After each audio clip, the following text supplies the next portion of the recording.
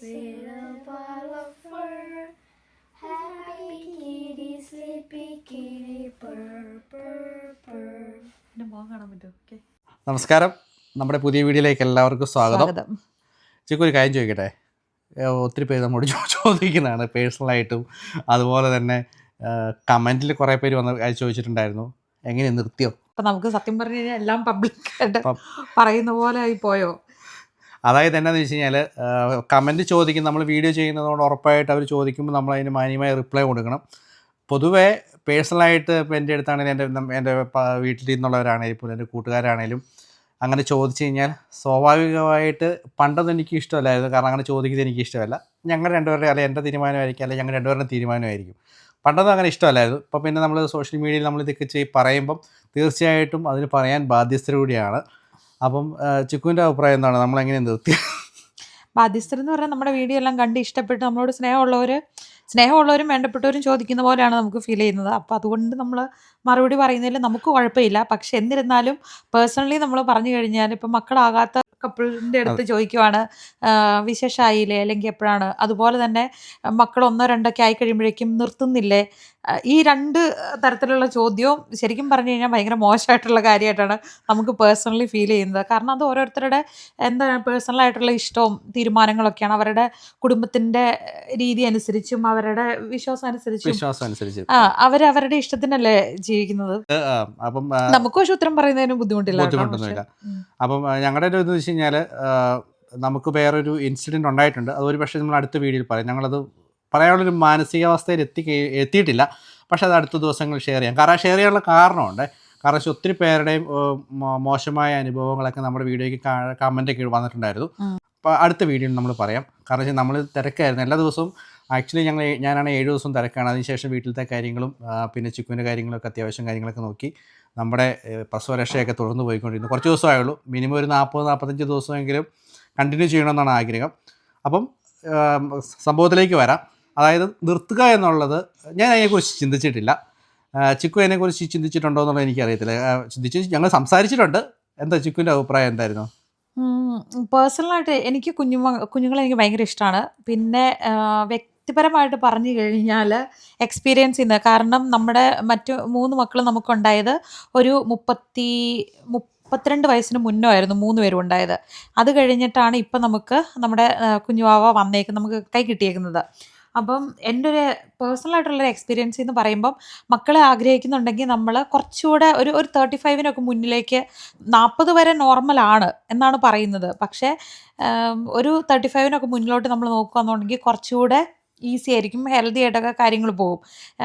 ഹീലാകാനുള്ളത് അല്ലെങ്കിൽ പെയിൻ്റെ ഒക്കെ ഒരു ഡ്യൂറേഷൻ സംഭവമൊക്കെ കുറച്ച് കൂടുതലായിട്ട് ഇപ്രാവശ്യം ഫീൽ ചെയ്യുന്നുണ്ട്. അതായത് ജോയിൻറ്റുകളുടെ വേദന ആയിക്കോട്ടെ, ഇവരുടെയൊക്കെ ഡെലിവറി കഴിഞ്ഞിട്ട് ഈവൻ നോർമലായിരുന്നെങ്കിലും പെട്ടെന്ന് തന്നെ ഒന്ന് ഹീലായ ഒരു ഫീലൊക്കെ ഉണ്ടായിരുന്നു. പക്ഷേ ഇപ്രാവശ്യം ജോയിൻറ്റ് പെയിൻ ആയിക്കോട്ടെ, മസിൽ പെയിൻ ആയിക്കോട്ടെ, എല്ലാം തന്നെ ഒരു കുറച്ച് ഇച്ചിരി ലാഗാകുന്ന പോലത്തെ ഒരു ഫീലുണ്ട്. അത് ചിലപ്പോൾ എല്ലാവർക്കും അങ്ങനെ ആവണമെന്നില്ല. നമ്മുടെ കേസിൽ നമുക്ക് കുറച്ചധികം പ്രഗ്നൻസി നടന്നതുകൊണ്ടായിരിക്കാം. എല്ലാവരും ഫസ്റ്റോ അല്ലെങ്കിൽ സെക്കൻഡൊക്കെ ആകുമ്പോൾ ഇതുപോലെ ഒന്നും ആവണമെന്നില്ല, അങ്ങനെയാണെന്നൊന്നുമില്ല. അപ്പോൾ എന്തായാലും ഞങ്ങളുടെ കേസിൽ എന്തായാലും ചിക്കു നിർത്താനായിട്ട് അതിന് വേണ്ടിയിട്ട് പ്രത്യേകിച്ച് ഓപ്പറേഷൻ ചെയ്യാനും തീരുമാനിക്കുന്നില്ല. കാരണം എന്താണെന്ന് വെച്ച് കഴിഞ്ഞാൽ ഓൾറെഡി 4 അല്ലാതെ കൂടുതൽ രീതിയിൽ ഡെലിവറിയൊക്കെ നടന്നിട്ടുണ്ട്. ഇനിയൊരു ഓപ്പറേഷൻ എന്ന് പറയുന്നത് എന്നെ സംബന്ധിച്ച് പറയുകയാണെന്നുണ്ടെങ്കിൽ അത് ഒരിക്കലും ചെയ്യരുത്, സ്ത്രീകൾ ഒരിക്കലും ചെയ്യരുത്. അങ്ങനെ ആഗ്രഹിക്കുന്നുണ്ടെങ്കിലും ഒക്കെ ഭർത്താക്കന്മാർ ചെയ്യാം. പക്ഷെ അതൊന്നും വാസക്ടമി ചെയ്ത് കഴിഞ്ഞാലൊന്നും 100% സക്സസ് അല്ല. ഇപ്പോൾ പെർമനൻ്റ് ആയിട്ട് നിർത്തണോ ടെമ്പററി ആയിട്ട് നിർത്തണോ അങ്ങനത്തെ കാര്യങ്ങളെക്കുറിച്ചൊക്കെ ഉള്ള ടോക്ക് വന്നു കഴിയുമ്പം നമ്മൾ ഇപ്പോൾ എന്താ പറയുക, ഇപ്പോൾ ഹോർമോൺസിൻ്റെ സാധനങ്ങളുണ്ട്, ഇഷ്ടംപോലെ സംഭവങ്ങളുണ്ട് നിർത്തുക അല്ലെങ്കിൽ പ്രിവെൻറ്റ് ചെയ്യുക എന്നുള്ള രീതിയിൽ. അത് ഓരോരുത്തരുടെയും പേഴ്സണലായിട്ടുള്ള കാര്യമാണ്, എന്ത് ചൂസ് ചെയ്യണം, എങ്ങനെ ചൂസ് ചെയ്യണം എന്നൊക്കെ ഉള്ളത്. പക്ഷേ പേഴ്സണലി എനിക്ക് ഈ പറഞ്ഞ പോലെ ഹോർമോൺസിനെ ഹിൻഡർ ചെയ്യണ കാര്യങ്ങളോ അല്ലെങ്കിൽ അങ്ങനത്തെ ഇതിനോടൊന്നും എനിക്ക് താല്പര്യമില്ല. അതായത് ഒരു കാര്യത്തിനോടും കോപ്പറേറ്റ് നമ്മുടെ ശരീരത്തിൽ അഡീഷണൽ ആയിട്ട് സംഭവം ചെയ്യുവാണ് പലർക്കും. അതായത് അങ്ങനെ ചെയ്തേക്കുന്നവരൊക്കെയാണ് അതിൻ്റെ ചിക്കുവിൻ്റെ ഫ്രണ്ട്സ് ആണെങ്കിലും അതുപോലെ എൻ്റെ ഫ്രണ്ട്സിൻ്റെ അവരൊക്കെയാണെങ്കിൽ നമ്മൾ പറയാറുണ്ട് അവരുടെ കുറച്ചുണ്ടാകുന്ന ബുദ്ധിമുട്ടുകളെ കുറിച്ചൊക്കെ പറയാറുണ്ട്.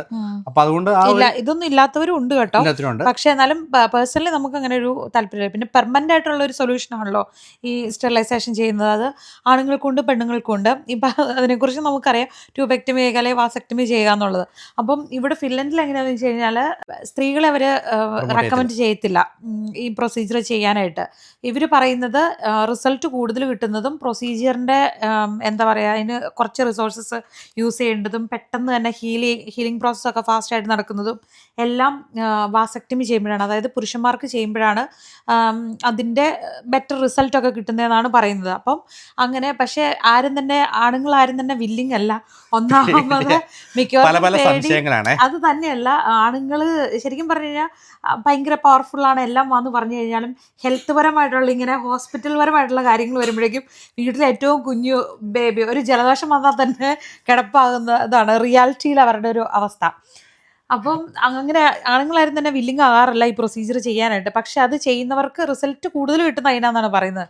പക്ഷെ എന്നിരുന്നാലും നമുക്കാണെങ്കിൽ അറിയാവുന്ന കേസുകളുണ്ട്. അതായത് ഇത് പ്രൊസീജിയർ സക്സസ്ഫുള്ളി ചെയ്ത ഡോക്ടർ തന്നെ ആ പേഷ്യൻ്റ് പോയി പിന്നെയും പ്രഗ്നൻ്റായി തിരിച്ച് രണ്ടാമതും പ്രൊസീജിയർ ചെയ്യാൻ വന്നു, പോയി രണ്ടാമതും പ്രഗ്നൻ്റ്. അത് രണ്ടാമത് അവർക്ക് ഓൾറെഡി വേറെ കുഞ്ഞുങ്ങളുണ്ടായിരുന്നതാണ്, അതും പ്രഗ്നൻ്റായി. അത് കഴിഞ്ഞിട്ട് പിന്നെ മൂന്നാമത്തെ പ്രാവശ്യം വന്നു കഴിയുമ്പോഴേക്കും പ്രൊസീജിയർ ഒക്കെ കഴിഞ്ഞിട്ട് എഴുന്നേറ്റ് പോകാൻ നേരത്തെ തവണ ഞാൻ നിങ്ങളെ വിശ്വസിച്ച് പോവുകയാണ്. ഇതിന് എനിക്കൊരു എന്തെന്ന് ഉറപ്പ് വേണം. വൈഫാണോ നിങ്ങളാണോ ആരെന്നെ ചീറ്റ് ചെയ്യണമെന്ന് എനിക്ക് പറയണം. ഫണ്ടായിട്ട് പറഞ്ഞാണ്. പക്ഷെ എന്നാലും നമുക്ക് അതിന്റെ ആവശ്യമില്ലോ ഇപ്പൊ തൽക്കാലം. അല്ല, എല്ലാവരും പറയുന്നത് എന്താണെന്ന് വെച്ച് കഴിഞ്ഞാൽ ഒരു കാര്യത്തിനും 100% റിസൾട്ട് എന്ന് പറയുന്ന സംഭവം ഇല്ല. ഉള്ള ഒരേ ഒരു കാര്യമുള്ളൂ, സ്റ്റോപ്പ്, ഡിസ്റ്റൻസ് കീപ്പ് ചെയ്യുക, അത് മാത്രമേ ഉള്ളൂ. അപ്പോൾ അതുകൊണ്ട് എന്തായാലും നമ്മൾ അതിനെക്കുറിച്ചൊന്നും ചിന്തിച്ചിട്ടില്ല. പിന്നെ ഇതിനെക്കുറിച്ച് നമ്മൾ കൂടുതൽ സംസാരിക്കാനും പോകുന്നില്ല.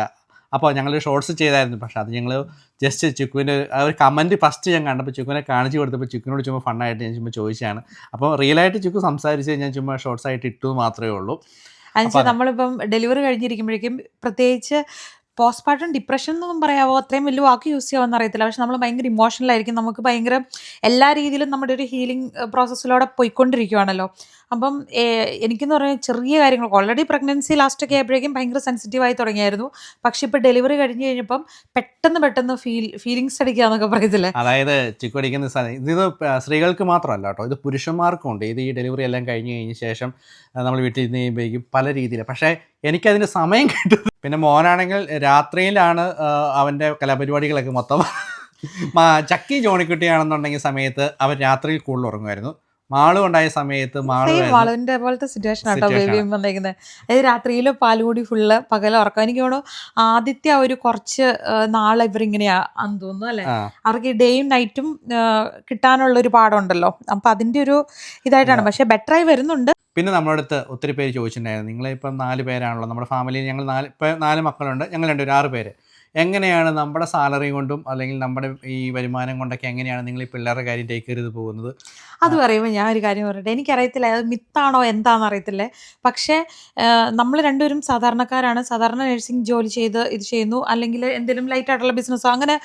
പക്ഷെ എന്ന് കരുതി ഭയങ്കര റിച്ച് സെറ്റപ്പിലുള്ള അങ്ങനെയൊന്നും അല്ല. നമ്മൾ സാധാരണക്കാരാണ്, വളരെ സാധാരണക്കാരാണ്.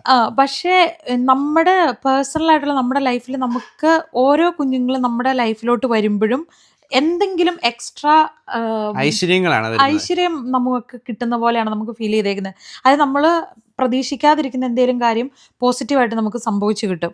ഇപ്പം ഈവൻ എന്തെങ്കിലും ഒരു നെഗറ്റീവായിട്ടുള്ള ഒരു പ്രശ്നത്തിലൂടെ പോവുകയാണെങ്കിൽ വരെ അതിനൊരു അടിപൊളി സൊല്യൂഷൻ നമുക്ക് കിട്ടിയിട്ട് എന്തെങ്കിലും ഒരു ബെറ്റർ കാര്യം കൂടെ നമുക്ക് കിട്ടും അല്ലേ. തീർച്ചയായിട്ടും. അതായത് നമ്മൾ ഫിൻലൻഡിൽ വന്ന് ഭയങ്കര സ്ട്രഗിൾ അനുഭവിച്ചുകൊണ്ടിരുന്ന സമയത്താണ് ആക്ച്വലി മാളും ഉണ്ടാകുന്നത്. ആദ്യമേ 2012 മാളും ഉണ്ടാകുന്നത്. മാളും ഉണ്ടായ സമയത്ത് ആക്ച്വലി നമ്മളൊരു റെന്റ് വീട്ടിലായിരുന്നു. അതിനുശേഷം എല്ലാം പെട്ടെന്നായിരുന്നു. അതായത് മാളും ഉണ്ടായി കഴിഞ്ഞ നമുക്ക് ഈ വീട് മേടിക്കാൻ പറ്റി. സെപ്റ്റംബറിലാണ് മാളും ഉണ്ടാകുന്നത്, 2012. അപ്പം ദൈവം നമുക്ക് പല രീതിയിൽ അനുഗ്രഹങ്ങൾ നമുക്ക് കിട്ടും. പിന്നെ നമ്മുടെ ജീവിത ചെലവുകളൊക്കെ എങ്ങനെ കണ്ടെത്തുന്നത് വെച്ച് ഞങ്ങൾ 2 പേരും ഫുൾ ടൈം ജോലി ചെയ്യുന്നുണ്ട്. അതുപോലെ പലർക്കും അറിയേണ്ടത് എങ്ങനെയാണെന്ന് വെച്ച് കഴിഞ്ഞാൽ ഞങ്ങൾ 2 പേരാണല്ലോ ജോലി ചെയ്യുന്നത്. ഞങ്ങളിപ്പം മൊത്തം 6 പേരുണ്ട്. എങ്ങനെയാണ് ജീവിതച്ചെലകൾ കഴിഞ്ഞു പോകുന്നത്, അല്ലെങ്കിൽ ഇവിടുന്ന് ഒത്തിരി ബെനിഫിറ്റ് വല്ലതും കിട്ടുന്നുണ്ടോ, അങ്ങനെയൊക്കെ ചോദിക്കാറുണ്ട്. ഫിൻലൻഡിലെ ജീവിത രീതിയിൽ, ജീവിത സാഹചര്യങ്ങളിൽ നമുക്ക് കൂടുതൽ പൈസ കിട്ടുന്നുണ്ടോ, ബെനിഫിറ്റ് കിട്ടുന്നുണ്ടോ, മക്കളുണ്ടെങ്കിൽ ടാക്സ് ഫ്രീ ആണോ, അങ്ങനെയൊക്കെ അതുകൊണ്ടാണോ, അങ്ങനെയൊക്കെ ചോദിക്കുന്നവരുണ്ട്. പക്ഷെ ഫിൻലൻഡിൽ ജീവിക്കുന്നവർക്ക് അറിയാം അവിടുത്തെ ജീവിത ചെലവുകളും കാര്യങ്ങളും. ഫിൻലൻഡ് നല്ല, എനിക്ക് തോന്നുന്നു നോർഡിക് കൺട്രീസിൽ എല്ലായിടത്തും, ഇപ്പൊ എല്ലായിടത്തും യൂറോപ്യൻ രാജ്യങ്ങളിൽ എല്ലായിടത്തും ഇപ്പൊ ജീവിത ചെലവുകൾ കൂടുതലാണ്. ഇവിടെ ടാക്സ് ഫ്രീ കാര്യങ്ങളൊന്നുമില്ല, അഡീഷണൽ ബെനിഫിറ്റുകളൊന്നും കിട്ടുന്നില്ല. സ്റ്റുഡൻസ് വരെ ടാക്സ് അറിയണം. മക്കൾ കൂടുന്നതനുസരിച്ച് നമ്മുടെ ജീവിത ചെലവുകൾ കൂടുക മാത്രമേ ഉള്ളൂ. പിന്നെ ഇതെല്ലാം നമ്മുടെ സന്തോഷമാണല്ലോ, നമ്മുടെ ആഗ്രഹങ്ങളാണല്ലോ. പിന്നെ ഞങ്ങൾ എങ്ങനെയാണ് ചെലവിന് ഇതൊക്കെ നമ്മൾ വലിയ ഫിനാൻഷ്യലി നമ്മൾ ബഡ്ജറ്റ് സംഭവമൊക്കെ മീറ്റ് ചെയ്യണം എങ്ങനെയാണെന്ന് വെച്ച് കഴിഞ്ഞാൽ, ഇപ്പോൾ കുഞ്ഞു കുഞ്ഞു കാര്യങ്ങൾക്ക് വേണ്ടിയിട്ട് നമുക്ക് പൈസ എങ്ങനെ വേണമെങ്കിലും ചിലവഴിക്കാം. ഇപ്പം നമ്മുടെ കയ്യിലൊരു 500 യൂറോ ഉണ്ടെന്നുണ്ടെങ്കിൽ അതിൻ്റെ അകത്ത് ചെറിയ ചെറിയ കുറേ സാധനങ്ങൾ നമ്മൾ ആഴ്ച പുറത്ത് പോകുമ്പോൾ മേടിക്കുവോ, അല്ലെങ്കിൽ അങ്ങനെ ആയി കഴിയുമ്പോഴേക്കും അങ്ങ് തീർന്ന് അങ്ങനെ പോകും.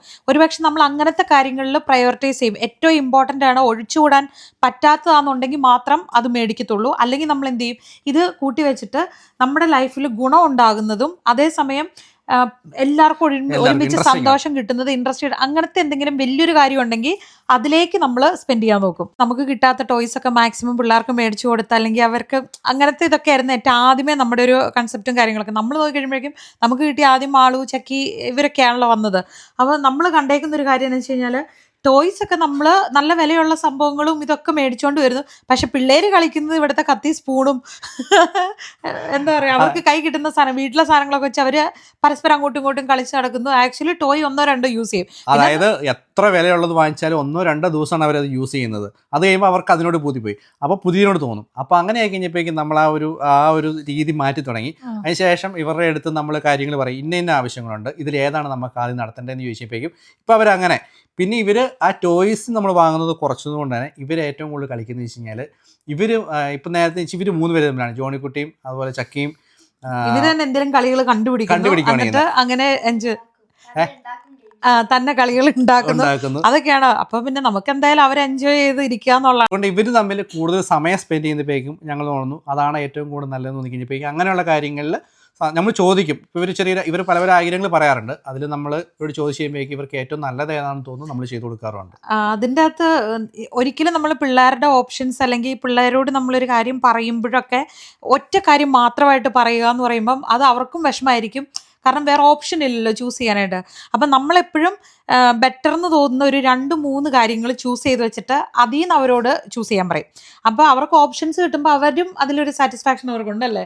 നമ്മൾ പറയുന്ന അതേ കാര്യം അങ്ങനെ അങ്ങ് ഇത് ചെയ്യാതെ അവർക്ക് കൂടെ ഒന്ന് ചൂസ് ചെയ്യാനുള്ള ഒരു ചാൻസ്. പിന്നെ എല്ലാവർക്കും ഇപ്പം വെച്ച് കഴിഞ്ഞാൽ, ഇപ്പം മക്കൾക്കും എന്ന് വെച്ച് കഴിഞ്ഞാൽ ഇപ്പോൾ ഇവർക്ക് യാത്ര ചെയ്യാൻ ഭയങ്കര ഇഷ്ടമാണ്, പുതിയ സ്ഥലങ്ങളിലൂടെ പോകാൻ ഇഷ്ടമാണ്.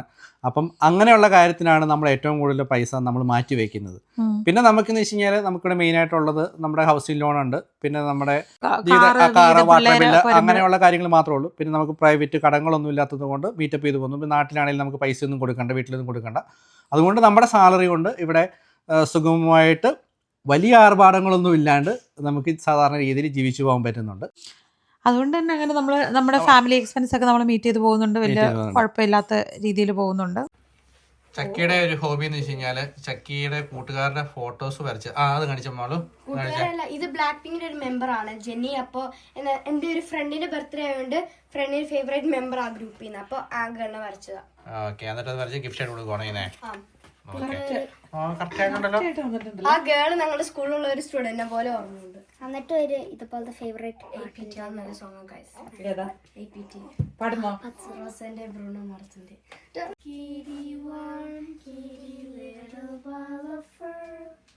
Happy kitty, sleepy kitty, purr, purr, purr. Soft kitty, warm kitty, little ball of fur. Happy kitty, sleepy kitty, purr, purr, purr. Baby വന്നപ്പം തൊട്ട് എനിക്കൊരു പ്രഗ്നൻസിയിൽ ഈ പാട്ട് പാടുമായിരുന്നു. അന്നേരം തൊട്ട് ഇവര് പാടി തുടങ്ങിയേക്കുന്ന സംഭവമാണ് ഇത്. ഈ പാട്ട് ഇവര് നല്ല പരിചയം. ആ പാട്ട് നിങ്ങൾക്ക് അറിയാം, നെറ്റ്ഫ്ലിക്സ് യങ് ഷെൽഡൻ ഉണ്ട്, അവിടെ നിന്ന് കിട്ടിയ പാട്ടാ. അതിനിടയ്ക്ക് ബേബി പാട്ടൊക്കെ പാടി എഴുന്നേറ്റ് കരച്ചിലായി പാൽ കൊടുക്കാൻ വേണ്ടി. ശരിക്കും പറഞ്ഞാൽ മക്കളുടെ താല്പര്യങ്ങളും ഇഷ്ടങ്ങളും അവരുടെ സന്തോഷം തന്നെയാണ് നമ്മുടെ ജീവിതത്തിലെ വലിയ കാര്യം അല്ലേ?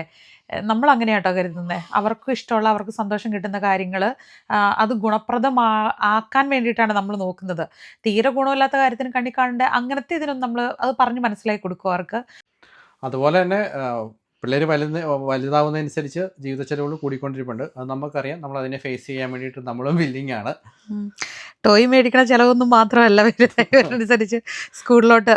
ശരിക്കും അത് നമ്മളിപ്പം 4ാമത്തെ കുഞ്ഞായി, പക്ഷേ ഇവനുണ്ടായി കഴിഞ്ഞപ്പോൾ ആ ബിഗിനിങ്ങിലുള്ള കുറേ കാര്യങ്ങൾ നമ്മൾ മറന്നുപോയായിരുന്നു. അതിപ്പോൾ ഒന്നുകൂടെ നമ്മൾ എക്സ്പീരിയൻസ് ചെയ്ത് വരുന്നുണ്ട്. പക്ഷേ മാളുവിൻ്റെയും ചക്കിയുടെ ഒക്കെ എന്ന് പറയുന്നത്, പ്രത്യേകിച്ച് മാളുവിൻ്റെ മാളുവിൽ നിന്നാണ് നമ്മൾ ഓരോ കാര്യങ്ങൾ അല്ലേ പഠിച്ചത്. സ്കൂളിൽ പോകുന്നു, ഇനിയിപ്പോൾ 6ാം ക്ലാസ് കഴിഞ്ഞ് അവൾ സ്കൂളിൽ ചേഞ്ച് ആകുന്നു, ഹൈസ്കൂളിലോട്ട് കയറുന്നതിൻ്റെ മാറ്റങ്ങൾ. പിന്നെ പിള്ളേർ വളരുന്നതനുസരിച്ച് ഇവിടെ ഫില്ലൻ്റ് നല്ല എക്സ്പെൻസീവ് ആണ്. അതായത് എഡ്യൂക്കേഷൻ ഫ്രീ ആണെന്നുള്ളത്.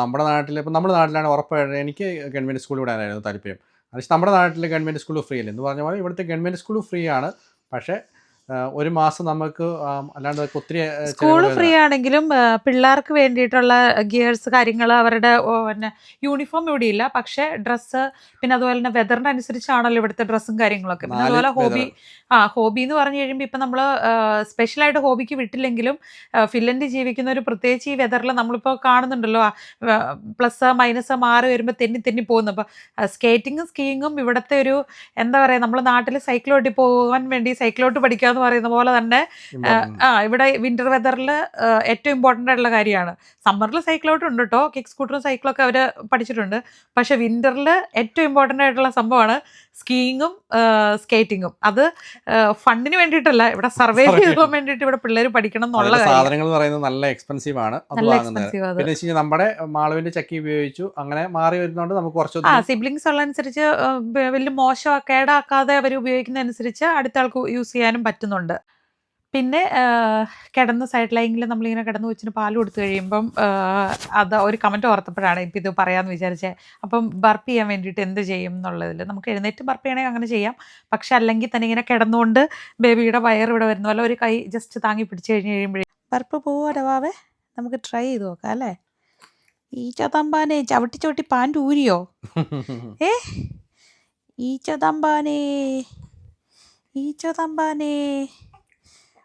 ഉണ്ട്. കൊച്ചു ചവിട്ടി പാൻറ് ഉരുത് കണ്ടോ കിടക്കണുണ്ടോ?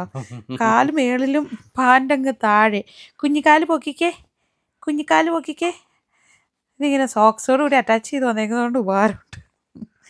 ഈ ന്യൂ ബോൺ ബേബി ഉണ്ടാകുമ്പം നമ്മൾ ഉടുപ്പൊക്കെ സെലക്ട് ചെയ്തതിനെക്കുറിച്ച് കുറച്ച് ചില കാര്യങ്ങളൊക്കെ ഉണ്ട്. അതായത് ഡയപ്പർ മാറ്റാനുള്ള എളുപ്പം, ഇവർ ഉടുപ്പിടിക്കാനുള്ള എളുപ്പം, അങ്ങനെയുള്ള കാര്യങ്ങളൊക്കെ നമ്മൾ കൺസിഡർ ചെയ്യാന്നുണ്ടെങ്കിൽ നമുക്ക് ഒത്തിരി ടൈം ലാഭിക്കാം. കുറച്ചേ കരയത്തുള്ളൂ. അതിൻ്റെ അകത്ത് മെയിൻ ഒരു സംഭവം എന്ന് പറഞ്ഞു കഴിഞ്ഞാൽ നമ്മൾ ഈ ബോഡി പോലത്തെ സാധനമൊക്കെ ചൂസ് ചെയ്യുമ്പോണ്ടല്ലോ, ഇത് കണ്ടോ ഇതിങ്ങനെ ഓപ്പൺ ചെയ്യുന്ന ടൈപ്പാണ്. ഇങ്ങനെ ഈ സൈഡിൽ നിന്ന് ഇങ്ങനെ ഓപ്പൺ ചെയ്യുന്ന ടൈപ്പ്. ഇതേ മോഡൽ നല്ലതാണ്. പിന്നെ അതുപോലെ തന്നെ ഇപ്പം സിബുള്ള ടൈപ്പ് എടുക്കുകയാണെങ്കിൽ മേളിൽ നിന്നും താഴെ നിന്ന് സിബുള്ള ടൈപ്പ് ഉണ്ട്. അതാകുമ്പോൾ ഡയപ്പർ മാറ്റാൻ മുഴുവൻ ഉടുപ്പ് ഊരേണ്ട ആവശ്യമില്ല. താഴേന്ന് മാറ്റിയിട്ട് ജസ്റ്റ് അങ്ങ് പൊക്കിയാൽ മതിയല്ലോ. ഇത് നമ്മൾ മേളിൽ നിന്ന് മാത്രം സിബുള്ളെങ്കിൽ മേളിൽ നിന്നും ആ ഉടുപ്പ് മുഴുവൻ ഊരിയിട്ട് വേണം ഡയപ്പർ മാറ്റാൻ. അപ്പം അങ്ങനത്തെ കാര്യങ്ങളൊക്കെ അല്ലേ ഭയങ്കര നോക്കിയെടുത്ത് കഴിഞ്ഞാൽ നമുക്ക് ഒത്തിരി ടൈം ലാഭിക്കാം. നമുക്ക് ബർപ്പ് ചെയ്യാം. യെസ്. പാൻ്റൊക്കെ ഞങ്ങൾ നെഞ്ചത്ത് കയറ്റിയിടണം. ഇച്ചിരി ചെരിഞ്ഞയുടെ കൂട്ട. നമ്മള് തീർത്ത് കുഞ്ഞിതായിരുന്ന സമയത്ത് അല്ലേ, ഒരാഴ്ചയൊക്കെ ആയിരുന്നു 2 ആയിരുന്ന സമയത്ത് നമ്മള് കുപ്ലറ്റാണ് കൊടുക്കില്ലായിരുന്നോ? അത് ഇങ്ങനെ കാലയിൽ ഇങ്ങനെ കിടത്തും. പോന്ന് നോക്കാം. ഇങ്ങനെ വയറ് നമ്മുടെ കാലയിലോട്ട് പ്രസ് ചെയ്യാന്ന് പറഞ്ഞാൽ ഇങ്ങനെ ജസ്റ്റ് ടച്ച് ചെയ്ത് കിടന്നാൽ മതി. എന്നിട്ട് ഇങ്ങനെ നമുക്ക് ഇതിപ്പോൾ ഇവൻ തല ചെറുതായിട്ട് ഹോൾഡ് ചെയ്യാൻ തുടങ്ങിയിട്ടുണ്ട്, അതുകൊണ്ട് വലിയ കുഴപ്പമില്ല. പക്ഷെ എന്നാലും ഉണ്ടായ ഉടനെയൊക്കെ തല ഭയങ്കരമായിട്ട് ഇങ്ങനെ ആടി പോകുന്ന സമയമുണ്ട്. അപ്പോൾ നമ്മൾ കൈ കൊണ്ട് സപ്പോർട്ട് ചെയ്ത് പിടിക്കണം. എന്നിട്ട് ഇങ്ങനെ പയ്യെ വയറിന്റെ മുകളിൽ വരുന്ന രീതിയിൽ കണ്ടിന്യൂസ് തട്ടണമെന്നൊന്നുമില്ല, പയ്യെ ടച്ച് ചെയ്തിരുന്നാൽ മതി, തന്നെ പൊക്കോളും. പിന്നെ എല്ലാ പ്രാവശ്യവും പാലുകൂടി കഴിയുമ്പോൾ ബർപ്പ് ചെയ്യണമെന്ന്, അതായത് എയർ പോകണമെന്ന് നിർബന്ധമൊന്നുമില്ല. നമ്മളൊരു 5 മിനിറ്റൊക്കെ ഇങ്ങനെ പൊക്കി പിടിച്ച് കഴിയുമ്പോഴേക്കും 5 മിനിറ്റ് പൊക്കി പിടിച്ച് കഴിയുമ്പോഴേക്കും പോകാനുള്ളതാണെങ്കിൽ തന്നെ പോകും. ഇല്ലെങ്കിൽ യശക്കുട്ടനാണോ?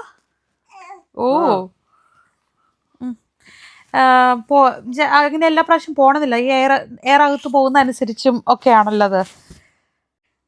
മൊത്തം പോയില്ലേ? ഇല്ലായിരിക്കും. പിന്നെ കുറച്ചും കൂടെ വലുതായി കഴിഞ്ഞാൽ നമുക്ക് വയറ്റത്ത് മസാജ് ചെയ്യുന്ന ഇതുണ്ട്, അത് ഭയങ്കര അത് ഇപ്പോഴും ചെയ്യാം. ഇങ്ങനെ റെയിൻബോ മസാജ് എന്നൊക്കെ പറയുന്ന പോലെ ഇങ്ങനെ ഡയഫ്രത്തിന്റെ അതിലിങ്ങനെ പോലെ ഇങ്ങനെ തിരുമ്മി കൊടുക്കല്, എന്നിട്ട് 2 കാലും ഇങ്ങനെ പയ്യെ ഷെയ്ക്ക് ചെയ്യല്, എന്നിട്ട് ഇങ്ങനെ ഈ എക്സർസൈസ് ചെയ്യുന്ന പോലെ സൈക്കിൾ ഓട്ടുന്ന പോലെ ഇങ്ങനെ കാണിക്കല്, എന്നിട്ട് ഇങ്ങനെ പ്രസ് ചെയ്യുമ്പോഴേക്കും ഇത് പോകുന്ന പോലെ. മിഡ് വൈഫ് അങ്ങനെയൊക്കെ നമ്മൾ ചെയ്ത് കാണിച്ചായിരുന്നു കേട്ടോ.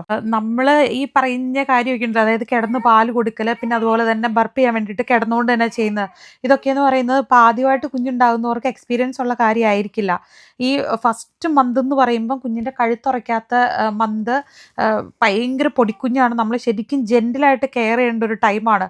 ഈവൻ പാല് പോലും പിള്ളേർ ചോക്ക് ചെയ്ത് കഴിഞ്ഞാൽ നമുക്ക് പെട്ടെന്ന് മനസ്സിലാകണമെന്നില്ല. അപ്പം അത്ര കെയർഫുള്ളായിട്ട് നമ്മൾ നോക്കേണ്ടതാണ്. അപ്പം നമുക്ക് തീരെ ആ എക്സ്പീരിയൻസ് ഇല്ല, അല്ലെങ്കിൽ ഒരാളുടെ ഹെൽപ്പ് ഇല്ല എന്നുണ്ടെങ്കിൽ ഇങ്ങനെ റിസ്ക്കി ആയിട്ടുള്ള സ്റ്റെപ്പുകളൊന്നും ആരും ചെയ്യരുത് കേട്ടോ. കാരണം നമ്മൾ ഒരു കുറച്ച് നേരം ഒന്ന് എഴുന്നേറ്റ് നിന്ന് നടക്കുകയോ അല്ലെങ്കിൽ എടുക്കുകയോ ചെയ്യണം. അത് ശരിക്കും പറഞ്ഞാൽ അങ്ങനെയൊക്കെയാണ് നമ്മൾ ഇച്ചിരി നമ്മൾ കഷ്ടപ്പെട്ടാലും കൊച്ചിനെ റിസ്ക്കിലാക്കരുതെന്നാണ് നമ്മുടെ ഒരു അഭിപ്രായം. ഇത് ചെയ്യാൻ പറ്റുന്നവർ മാത്രമാണ് ഇങ്ങനെ ഇപ്പോൾ ചെയ്യുന്നതിൽ കുഴപ്പമില്ലാന്ന് നമ്മൾ പറയത്തുള്ളൂ. ഗ്യാസ് കുറച്ചും കൂടെ ഉണ്ടെന്ന് തോന്നുന്നു ചിക്കു, ഞാൻ എടുക്കാം. ആനൊടി ചക്കര. അല്ലോ എന്തിനാ ഈ ബഹളം കൂട്ടണേ? എന്തിനാ പൊന്നിയും ബഹളം കൂട്ടണേ?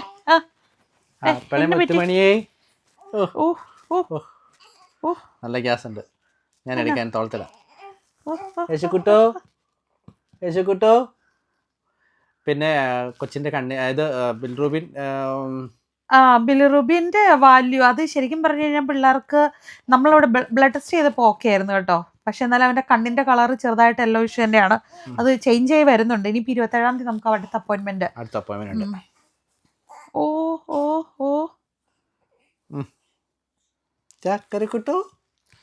ഈ വാഷ് ചെയ്യുമ്പോഴൊക്കെ ഇവന് നല്ല ഡ്രൈ സ്കിൻ ആയിരുന്നു ഉണ്ടായ ദിവസങ്ങളിൽ. കാരണം ഇപ്പോൾ ബേബി ഓവർ ഡ്യൂ ആയാലും അതുപോലെ വാട്ടർ ഇല്ലാണ്ട് മണിക്കൂറുകൾ മറ്റേ യൂട്രസിനകത്ത് കിടക്കുകയും ചെയ്ത് കഴിയുമ്പം അങ്ങനെയുള്ള കുഞ്ഞുങ്ങളുണ്ടാകുമ്പം അവർക്ക് ഡ്രൈനെസ് കുറച്ച് കൂടുതലായിരിക്കും സ്കിന്നിൽ. അപ്പം അതിന് നമുക്ക് മിഡ് വൈഫ് പറഞ്ഞു തന്നൊരു സൊല്യൂഷൻ ആയിരുന്നു, മാജിക് പോലെ അല്ലേ? അതായത് കൊച്ചിൻ്റെ ഏതോ ഒരു ഫോട്ടോ ഒരു വീഡിയോയിൽ ആ തുടക്കത്തിലുള്ളതിൽ കണ്ടാലറിയാം അവൻ്റെ സ്കിന്ന് കയ്യേലിങ്ങനെ ഡ്രൈനെസ് ഉണ്ട് അവന്റെ സ്കിന്നില്. എനിക്ക് തോന്നുന്നു നമ്മൾ ആ ഫോട്ടോ ഷൂട്ട് ചെയ്തതിൻ്റെ അകത്ത് അവന്റെ കാണിക്കുന്നുണ്ട്, അതായത് സ്കിന്ന് ശരിക്കും അവന്റെ ഡ്രൈ ആയിട്ട്. അപ്പം സെറിഡാൽ എന്ന് പറഞ്ഞ ഇവിടെ ഒരു non sticky oil, baby friendly ആയിട്ടുള്ള ഓയിലാണ്, എല്ലായിടത്തും കിട്ടുമെന്ന് എനിക്ക് തോന്നുന്നു. എല്ലായിടത്തും തന്നെ ഉണ്ടാവുമായിരിക്കും ആ ഓയിലും. പിന്നെ അതിൻ്റെ അകത്ത് ബെപ്പാന്തൻ എന്ന് പറഞ്ഞിട്ട് ഇവിടെ ഒരു ക്രീം, ഈവൻ ലിബാമായിട്ട് വരെയൊക്കെ യൂസ് ചെയ്യുന്ന ടൈപ്പിലുള്ള ഒരു ക്രീമാണ്, കുറച്ച് തിക്കായിട്ടുള്ള ഒരു ക്രീം. അപ്പം ആ ക്രീം കയ്യിലിങ്ങനെ ഒരു പേസ്റ്റ്, ഇത് ഒരു 1 സെൻറ്റിമീറ്റർ നീളത്തിലെടുക്കുക, എന്നിട്ട് സെറിഡാൽ ഓയിൽ അതിലോട്ടേക്ക് സ്പ്രേ ചെയ്തിട്ട് നല്ലതായിട്ട് കൈ രണ്ടും കൂട്ടിത്തിരുമ്മി കൊച്ചിൻ്റെ മേത്ത് ഡ്രൈനെസ് ഉള്ളടുത്ത് അതങ്ങ് പേസ്റ്റ് വെള്ളം തേച്ച് പിടിപ്പിക്കുക എന്നുള്ളതാണ്. നെക്സ്റ്റ് ഡേയിൽ ന്യൂ സ്കിൻ വന്ന പോലെ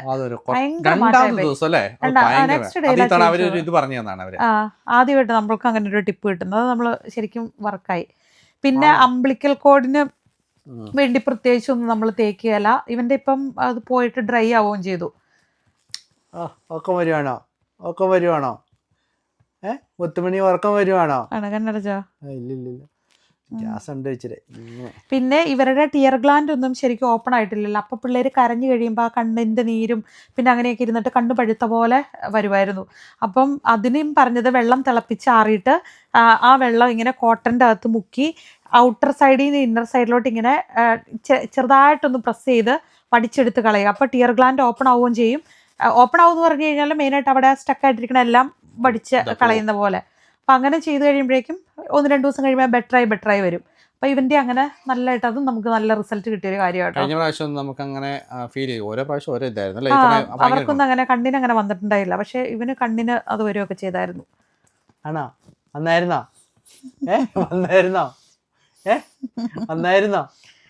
പിന്നെ വേറെ എന്തായിരുന്നു ഈ പറഞ്ഞ അംബ്ലിക്കൽ കോഡിനകത്ത് കുളിപ്പിക്കാൻ നേരത്തെ എണ്ണയും കടുക് അങ്ങനത്തെ സംഭവമൊക്കെ നാട്ടിൽ ഒരുപാട് കാര്യങ്ങൾ ചെയ്യുമല്ലോ. പക്ഷെ ഇവിടെ അങ്ങനത്തെ കാര്യങ്ങളൊന്നും ഇവർ സജസ്റ്റ് ചെയ്യില്ല കേട്ടോ. ഇവ ആകെ ഇൻ കേസ് വെള്ളം വീണ്ടും നനഞ്ഞു കഴിഞ്ഞാൽ അംബ്ലിക്കൽ കോഡ് നമ്മൾ ബഡ്സ് വെച്ച് ഡ്രൈ ആക്കി എടുക്കുക എന്നുള്ളത് മാത്രമേ ഉള്ളൂ. എപ്പോഴും ഡ്രൈ ആയിട്ട് കീപ്പ് ചെയ്യുക എന്നുള്ളതാണ്. വേറൊരു സാധനം പോലും തേക്കുകയില്ല. സ്മെല്ല് വരുവാണ് അല്ലെങ്കിൽ ഇൻഫെക്ഷൻ്റേതുപോലെ നമുക്ക് എന്തെങ്കിലും തോന്നുവാണെങ്കിൽ ഒന്നോടി അങ്ങനെ എന്തെങ്കിലും തോന്നുകയാണെന്നുണ്ടെങ്കിൽ നമ്മൾ ആൻറ്റിസെപ്റ്റിക് സൊല്യൂഷൻ ഉണ്ട്, നീറില്ലാത്ത ടൈപ്പ്, അത് ജസ്റ്റ് ഒന്ന് സ്പ്രേ ചെയ്ത് കൊടുക്കുക, അത്രേ ഉള്ളൂ. ഓ തന്നെ ഒരു കാര്യം മെയിനായിട്ട് നമ്മൾ തുടങ്ങിയത് തന്നെ നമ്മുടെ പ്രസവം നിർത്തിയോ എന്നുള്ള ചോദ്യം എടുത്തുകൊണ്ടാണല്ലോ തുടങ്ങിയത്. അപ്പം നമ്മുടെ ഒരു പേഴ്സണലായിട്ടുള്ളൊരു അഭിപ്രായം പറഞ്ഞു കഴിഞ്ഞാൽ ഒരു കപ്പിളും വേറൊരാളുടെ ഒരു കാര്യത്തിൽ പോലും ഭാര്യയും ഭർത്താവും വേറൊരാളുടെ അഭിപ്രായത്തിനനുസരിച്ച് കാര്യങ്ങൾ ചെയ്യരുതെന്നുള്ളതാണ് നമ്മുടെ ഒരു ജീവിതത്തിൽ നിന്ന് നമുക്ക് പറയാനുള്ള കാര്യം. നമ്മുടെ ലൈഫിൽ എന്ത് തീരുമാനങ്ങൾ എടുക്കണമെങ്കിലും ഭാര്യയും ഭർത്താവും ഒരുമിച്ച് ആലോചിച്ച് തീരുമാനം എടുക്കുക എന്നുള്ളതാണ് നമ്മുടെ ഒരു അഭിപ്രായം.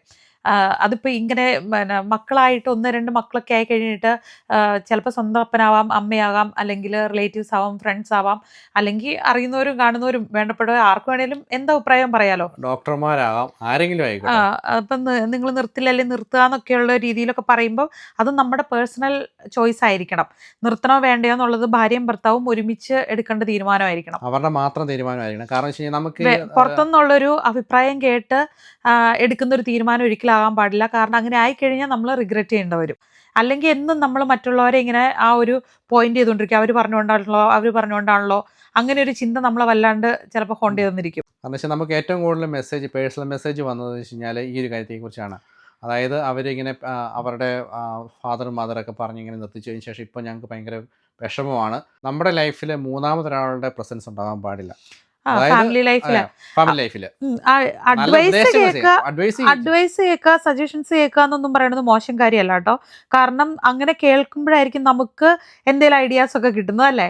നമുക്ക് ഒരുപാട് ഉപകാരം ഉണ്ടായിട്ടുണ്ട് അങ്ങനെ. കാരണം എല്ലാം നമ്മുടെ ലൈനിൽ മാത്രം ചിന്തിച്ചു പോകുമ്പോൾ നമ്മൾ മാറി ചിന്തിക്കുന്നില്ല. വേറൊരാൾ പറയുന്നത് കേൾക്കുമ്പോൾ ചിലപ്പോൾ നമ്മളൊന്ന് വഴി മാറി ചിന്തിച്ചത് കൊണ്ട് ഗുണങ്ങൾ ഉണ്ടായിരിക്കുന്ന കാര്യങ്ങളും ഉണ്ട് നമ്മുടെ ലൈഫില്. അപ്പയുടെ മുത്തുമണിയാണോ, ചക്കരക്കൂട്ടനാണോ ഏറ്റവും കൂടുതൽ ഇഷ്ടം വെച്ച് കഴിഞ്ഞാലുണ്ടല്ലോ ഇതിങ്ങനെ തോളത്തിങ്ങനെ ഓ ഓ ഓ ഓ ഓ ഓ ഓ ഓ ഓ ചക്കരക്കൂട്ടൻ ചക്കരക്കൂട്ടൻ. ചേച്ചിമാര് പാട്ട് ഒന്നോടി ചേച്ചിമാരുടെ ചേട്ടായുടെ ഒച്ച കേട്ടില്ലേ? അയ്യോ മൗ മൂടിപ്പോയോ. ആദ്യത്തെ ആഴ്ചകളിലൊക്കെ നമ്മൾ ദിവസങ്ങളിലൊക്കെ കിടത്തുമ്പം വളരെ കുറച്ച് സമയം മാത്രമേ കിടത്താവുള്ളൂ. പെട്ടെന്ന് നമ്മൾ നേരെയാക്കി കിടത്തണം. പിന്നെ ആകുമ്പോഴേക്കും കുറച്ച് സെക്കൻഡ് കൂടുതൽ നമുക്ക് ട്രൈ ചെയ്ത് നോക്കാം. അങ്ങനെ അപ്പോൾ ഒരു ദിവസത്തിൽ ഒരു തവണ അറ്റ്ലീസ്റ്റ് ഒരു തവണയെങ്കിലും നമ്മളങ്ങനെ ടമ്മി ടൈം കൊടുക്കുകയെന്നുണ്ടെങ്കിൽ അത് ഇവർക്ക് ഒരുപാട് ഹെൽപ്ഫുൾ ആയിരിക്കും. ഇവരുടെ സ്മൈലി എടുത്തുകൊണ്ട് വരാമോ, ചക്കിയ സ്മൈലി എടുത്തുകൊണ്ട് വരാമോ ബേബിയുടെ? അതുപോലെ നമുക്ക് ചൈൽഡ് നേഴ്സ് വന്നപ്പോൾ തന്നൊരു സംഭവം ഉണ്ട് കേട്ടോ. അപ്പോൾ നമ്മൾ ആദ്യം ഓർത്ത് എന്തിനായിരിക്കും ഇങ്ങനത്തെ സംഭവം പിള്ളേർക്ക് കൊടുക്കുന്നതെന്ന്. അപ്പം ഈ ബിഗിനിങ് സ്റ്റേജിലൊക്കെ ഇവരുടെ വിഷൻ എന്ന് പറഞ്ഞാൽ ഇവർക്ക് അങ്ങനെ ക്ലിയർ ആയിട്ട് കാണാൻ പറ്റില്ലല്ലോ. പക്ഷെ ആ വിഷൻ സെൻസിനെയൊക്കെ നല്ലതായിട്ട് സ്റ്റിമുലേറ്റ് ചെയ്യുന്ന സംഭവമാണ് ഈ ഇങ്ങനെ ബ്രൈറ്റ് ആയിട്ടുള്ള കളർ. കാണിച്ചപ്പോൾ ചക്കിയ ഇത് കാണിച്ചു കൊടുത്തേ, ഇത് കണ്ടോ? ഈ സംഭവം ഇങ്ങനത്തെ നല്ല ബ്രൈറ്റ് ആയിട്ട് യെല്ലോയ്ക്കകത്ത് അങ്ങനെ കളർ വരുമ്പോഴേക്കും അത് ഇവരുടെ വിഷനെ സ്റ്റിമുലേറ്റ് ചെയ്യണ സാധനമാണ്. അപ്പം അതൊക്കെ അഡ്വൈസ് ചെയ്യുന്ന കാര്യമാണ് കേട്ടോ. ഇല്ല പാവം കണ്ടോളൂ, അവന് ഇഷ്ടമാണ്. എത്ര നേരം വേണേലും അതിൽ നോക്കിയിരുന്നോളും. ഓ ഓ ഓ അവന് ചുമ്മാ ഒന്ന് കമത്തി കിടത്തി നോക്കട്ടെ മമ്മ. കൊച്ചിനെ പിടിക്കാൻ പറ്റൂ. ഓ ഓ ചേട്ടായിക്ക് കൊച്ചിനെ പിടിച്ചണെന്ന്. ടോളായല്ലേ? കാണിച്ചപ്പ ഇങ്ങനെ പിടിച്ചേ, ഇങ്ങനെ താത്തി പിടിക്കും. കാണാൻ പറ്റുന്നുണ്ടോ അവന്? അതിലോട്ട് കയറില്ല മോനെ, ഒരിക്കലും ബേബിനെ കിടത്തണതിൻ്റെ അകത്തേക്ക് നമ്മൾ കണ്ടോ. ടമ്മി ടൈം കൊടുത്ത അവന് ഇഷ്ടപ്പെട്ടു. ഒന്നോടി ഗ്യാസ് അതല്ലേ. ഈ സംഭവത്തെ കുറിച്ച് പറഞ്ഞ് അവന് ശരിക്കും ഇഷ്ടമായി സംഭവം. ഇങ്ങനെ കുറച്ചേരം തിരിച്ചു കിടത്താം. മടുത്ത് കഴിയുമ്പോൾ അമ്മ തിരിച്ചു കിടത്തിക്കോളാം കേട്ടോ. ഓ പിന്നെ തിരിച്ചു കിടത്താൻ നേരത്ത് നമ്മളിങ്ങനെ കഴുത്തും കൈയും തലയും ഒക്കെ കൂട്ടി യെസ് അവന് ഇഷ്ടമായത്. ഏറ്റവും ബിഗിനിങ്ങിൽ നമ്മൾ ശ്രദ്ധിക്കേണ്ട കാര്യം കഴുത്ത് ഇത് ചെയ്യുക എന്നുള്ളതാണ്. ഇത് പറയുന്നത് നാട്ടിൽ ഇങ്ങനെ ഒരുപാട് എക്സ്പീരിയൻസ് ഉള്ള ആളുകളെ ഉദ്ദേശിച്ചല്ല കേട്ടോ, നമ്മളെ പോലെ ഒറ്റയ്ക്ക് വന്നുപെട്ട് ഓർക്കുന്നില്ലേ, നമുക്ക് ഒരുപാട് നമ്മൾ ഭയങ്കര സർപ്രൈസ് ആയി അല്ലേ, ഒക്കെ ആയിട്ട് ആദ്യമായിട്ട് അവർ തന്നെ ഉള്ളൂ അങ്ങനെയൊക്കെ പറഞ്ഞ് നമുക്ക് മെസ്സേജ് അയച്ചിട്ടുണ്ടായിരുന്നു. അപ്പൊ നമ്മള്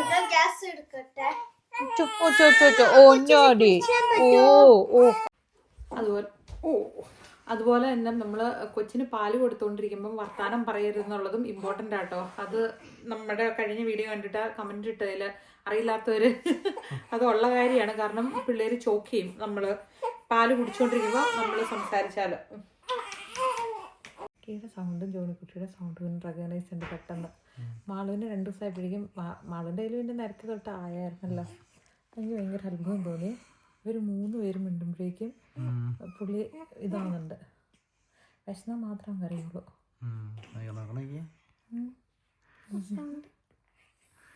ഇഷ്ടമായ സൗണ്ട്.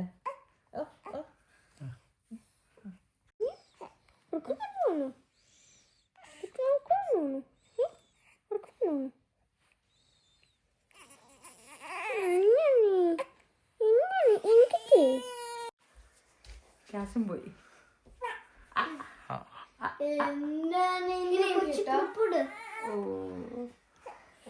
ട്രിപ്പൊക്കെ വിട്ട് അപ്പിയും വന്നിരിക്കാന്ന് തോന്നുന്നു. ഇരിക്കാൻ പാടില്ല. ബേബി ഇരിക്കുവാ. പറ്റും, ഞാൻ പറ്റും. പക്ഷെ ഞാൻ ബേബിനെ എടുത്തായിരുന്നു. മാളുവിന് ചെറിയ ജലദോഷമുള്ളതുകൊണ്ട് മാള് മാസ്ക് ഒക്കെ വെച്ച് വന്നേക്കോ കൊച്ചിനെ എടുക്കാൻ വേണ്ടിട്ട്. ചക്കിയുടെ കയ്യിലിരുന്ന് കൊച്ചു ഉറങ്ങാൻ തുടങ്ങി. ഉറങ്ങല്ല എന്റെ കയ്യിലിരുന്ന് ഉറങ്ങാവുന്നത്. ജോണിക്കുട്ടി ആണെങ്കിൽ ഏറെ നേരെ കൊടുത്തു മിസ്സിങ് ആയെന്നുള്ള രീതിയിൽ. അതായതേ ഞാനൊക്കെ പണ്ടൊക്കെ എപ്പോഴും ഞാനാണ് എടുത്തോണ്ടിരുന്നത്. എനിക്ക് എടുക്കാൻ പറ്റത്തില്ല. ഇപ്പൊ എടുത്ത് കഴിയുമ്പോ ഓടി വരും. ആളുവാണ് ചെറിയ ജലദോഷം ഉള്ളതുകൊണ്ട് മാസ്ക് ഒക്കെയാണ് വെച്ച് വന്നേക്കുന്നത്. അപ്പൊ നോ പറയാൻ പറ്റില്ലല്ലോ.